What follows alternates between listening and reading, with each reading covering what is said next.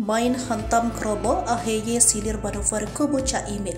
Ketua Umum Demokrat Agus Harimurti Yudhoyono akhirnya buka suara soal Muhaimin Iskandar atau Caimin sebagai calon wakil presiden mendampingi Anies Baswedan pada Pilpres 2024. Di tengah ucapan selamat untuk pasangan Anies Caimin sebagai capres dan cawapres, AHY memberikan sindiran menohok untuk pihak-pihak yang mengkhianati Demokrat. Ia mengatakan memilih pemimpin terutama capres dan cawapres tidak bisa diputuskan dalam waktu yang singkat. Menurutnya, memilih capres dan cawapres harus dilakukan lewat musyawarah dan diskusi bersama majelis tingkat partai.